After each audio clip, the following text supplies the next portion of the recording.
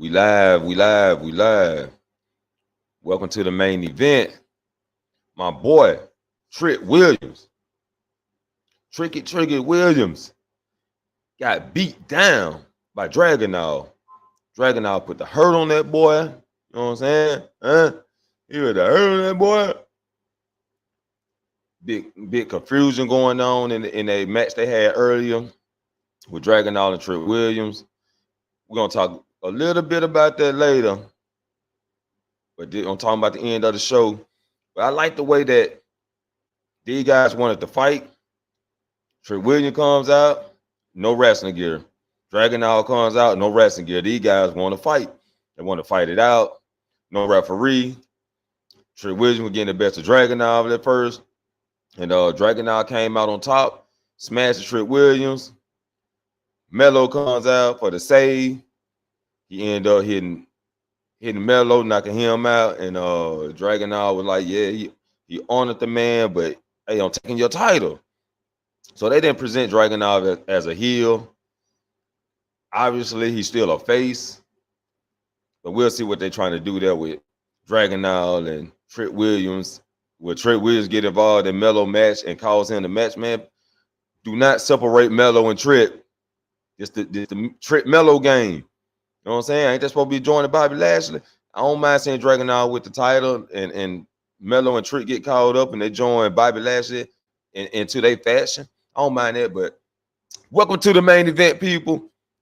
Hit you with the intro. Welcome to Dom, I think I know what you were trying to do. Welcome to the main event.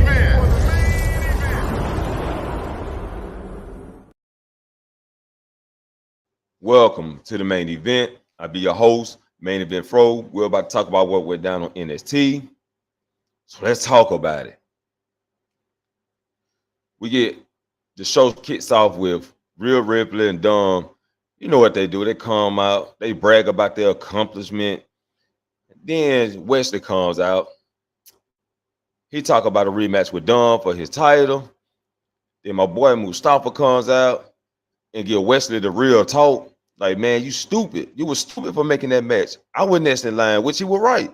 He was right, but Wesley got mad and want to attack, get all up in Mustafa Ali face. He want to get all in Mustafa Ali face about him saying he's stupid, which it was a stupid idea to go against Dirty Don. I mean, the man warned you. He told you, man. He told you. Dirty Don was like, this is none of my business. I'll see you later. And you get out my way. He pushes Mustafa. Mustafa tried to swing. He ended up hitting Wesley. They get into a scruff and realize, hey, man, we shouldn't be fighting each other right now. We supposed to be going at Dumb and all this. We'll see what happened there. But anyway, it's a Great American Bash. It'll be a triple threat match for the NXT North American Championship. Then we get the Dunn and Stats backstage. They cutting the promo. Nima and Price shows up. They get a match. Then we got the Skillsum versus Trick Mello game and Dragonall, which was a hard-hitting match. That's where the confusion ended up. Dragonall ends up hitting Trick. Trick ends up getting mad. He gives Trick a headbutt. Trick Williams don't like all that. He want to fight. And that's when you get the big fight that I talked about earlier. But I'm wondering where they're going with this. Like, is it a story between this, or they just wanted to entertain us? I wanted to make us think, because it got me thinking. And I'm hoping they don't break up the Trick Mello game. Do not break up the Trick Mello game. I know y'all over here on Facebook. Hey, go to YouTube, Main Event Fro. Hit that subscribe button. Support the channel. I do the wrestling live reviews. I do wrestling conversations. And y'all can join up. We can talk about it. But yeah, do not break up the Trick Mello game. You know what I'm saying? But like I said, it was a good back and forth at the end of the show with Dragonall versus Trick Williams. No referee, just a bit brawl, just a bit fight. And it was interesting. So We'll see what happened at the Great American Bash. Von Wagner versus Bernard. And Wagner beats this guy like soon the match started, 30 seconds to a minute. He beat him real quick. He was trying to put Bernard through a table. Out comes Bron Breakker. Spears Von Wagner. Starting to feud with him. So we'll see where this take out to, because I mean he's a big guy. Look like he could be up in he like a Kane character to me, you know what I'm saying, without the mask or whatever, like sort of like a Kane character, but they just not giving him that ruthless aggression, you know what I'm saying, like he missing something he missing, or they just ain't gave him the right character or something. But anyway, him and Bron Breakker will be feuding, and I'm looking forward to seeing how they operate this thing. Gable Stevens come to the ring to make his decision, which he made his decision to wrestle. We get Baron Corbin comes out, and officially he done found himself to be himself. And obviously himself is to make other wrestlers look good. Pretty much that's him. That's you, Barry Corbin. That's you. That's what you do. That's what you've been doing with all your characters. And when you decide to be yourself, that's really who you are. Then we get Dana Brooks versus Cora Jade in a candlestick match. Dana Brooks defeated Cora Jade in a nice, brutal match.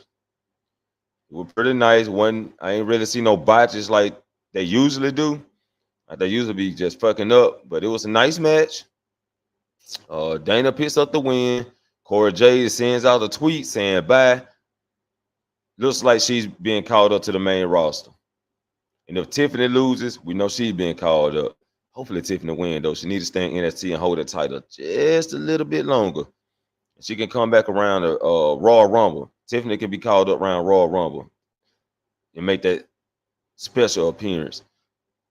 But Dana Brooks defeat Cora Jade. Cora Jade is being called up, it seems. We'll see where that story leads to. Then we get the Dunn versus Nema and Price, which was a good match.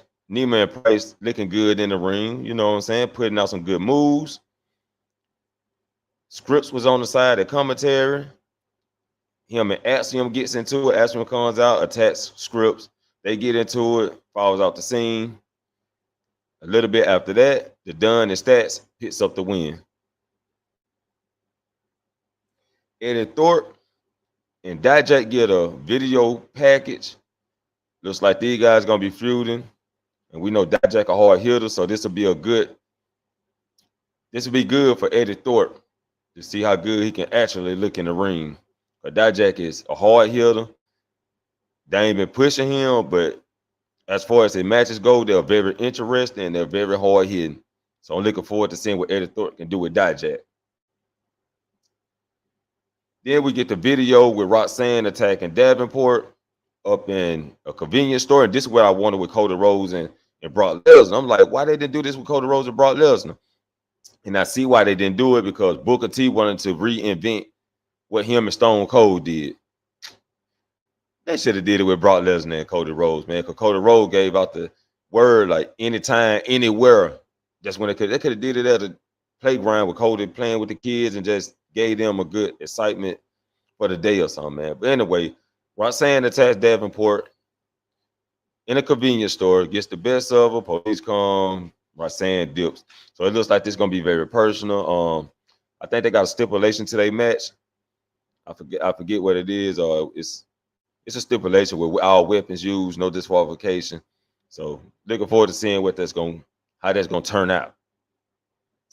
Then we get the metaphor. We know they like a comedian act. They presented Noah with a new Heritage Cup. He's all excited. He done woke up. He got a baby back, not his baby, but another baby. You know what I'm saying? So anyway, he woke up. That's when Dragon Lee and